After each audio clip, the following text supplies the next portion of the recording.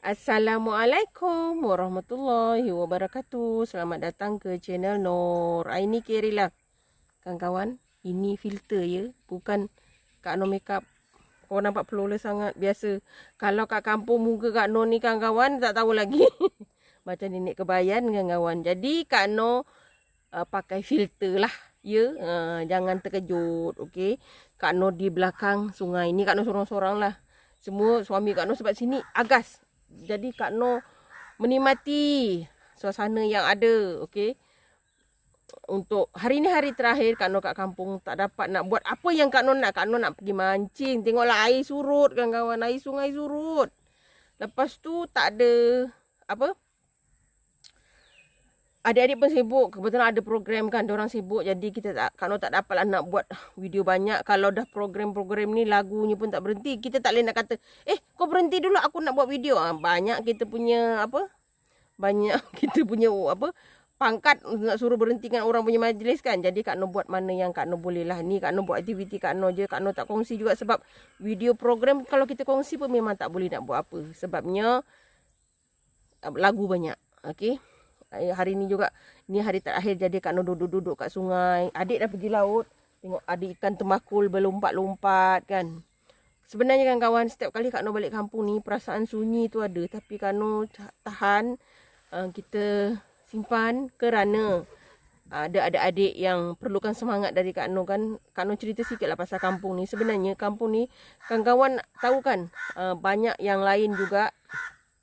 Kalau kawan-kawan tahu, tak lama lagi kampung Kak Nur ni akan jadi suatu kampung yang Kak Nur tak tahu apa jadi. Sebabnya kebetulan kampung Kak Nur ni, Kak Nur pernah kongsikan perjalanan kita pergi kerja. Tempat yang dorang Kak Nur hantar anak buah kerja tu, kawan-kawan dekat situ ada pembangunan Westport yang ketiga. Katanya yang terbesar di Asia ataupun lebih, kita tak tahulah katanya. Dan kampung Kak Nur ni akan mengalami imbasan tu. Mungkin kampung Kak Nur tak terusik. Dia kata tak terusik lah. Kita tak tahu. Kak Nur juga tak berapa faham. Tapi akan ada kesan sampingan macam lautnya. Dia akan ada tempat-tempat yang diorang dah halang. Tak boleh pergi. Tak boleh menjaring apa semua. Ada kawasan tu. Sebab dah tak boleh sebab bahaya. Sebab ada kapal lalu besar. Kapal besar kan. Jadi akan ada juga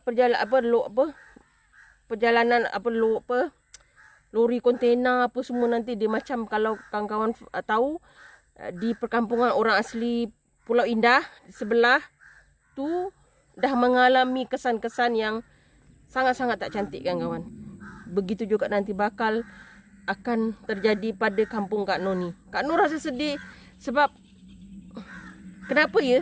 Sebabnya sekarang ni tengah hangat kisah-kisah orang asli yang bahasa kasarnya ditindas. Okay?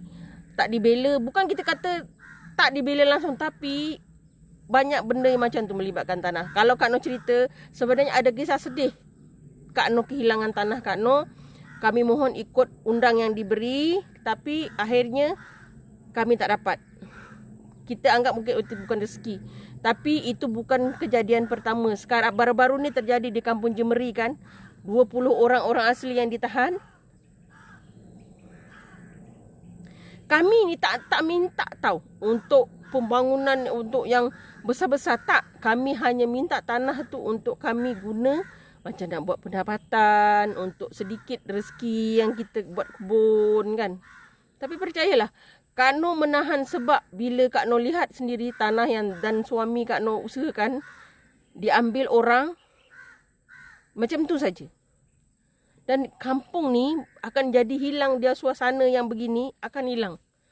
Mungkin nelayan makin sikit, tak ada dah yang begini. Sebab laut dah tak boleh nak lalu. Sebab diorang akan kepung tu, kampung Kak Nur ni akan terjejas. Kawan-kawan fikirkanlah betapa sedihnya Kak Nur bila tengok bila balik kampung kan. Kak Nur teringat arwah ayah, orang tua dulu-dulu. Sebab Kak Nur pindah di kampung ni ketika Kak Nur remaja.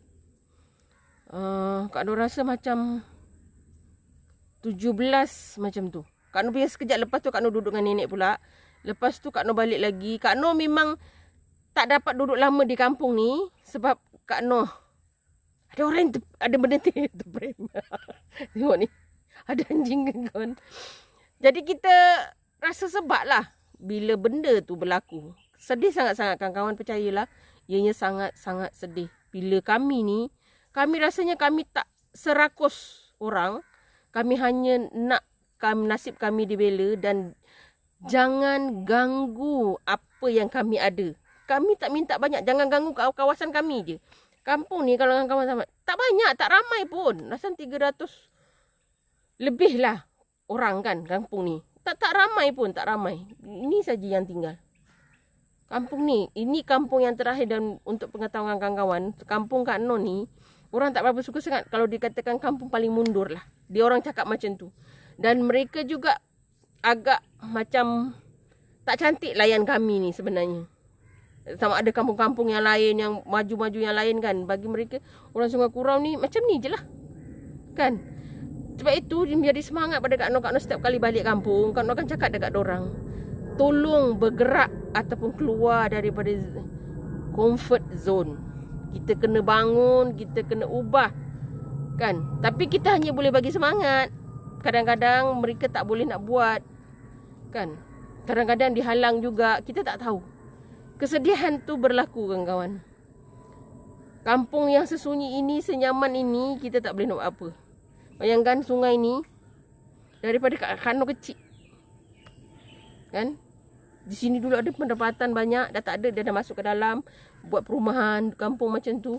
Memanglah kalau diikutkan agak sedikit tidak terurus sebenarnya, tapi kampung kampung-kampung kita kan. Tapi kalau tak dibela. Okey kawan-kawan, beginilah nasib kampung Kak Noh kawan-kawan. Kak Noh sendiri pun tak tahu berapa lama harus bertahan dengan keadaan yang ada sekarang. Doakan kampung Kak Noh terus kuat, penduduknya terus kuat, bersemangat untuk membela kampung ni. Sebenarnya kami risau kawan-kawan, Kak Noh sendiri risau dengan keadaan kampung yang indah macam ni. Mampukah mereka bertahan dengan keadaan pembangunan yang tidak terkawal? Dan tambah-tambah lagi, ia tidak akan membela ataupun memberi keberuntungan pada kami pun. Semua yang kawan-kawan pandang ni akan hilang satu hari nanti tanpa ada pembelaan. Doakan kampung Kak Noh ya kawan-kawan. Kak Noh sendiri pun tak tahu nak luah macam mana. Tapi itulah, mereka dah itulah keadaan yang ada sekarang ni. Terima kasih kawan-kawan.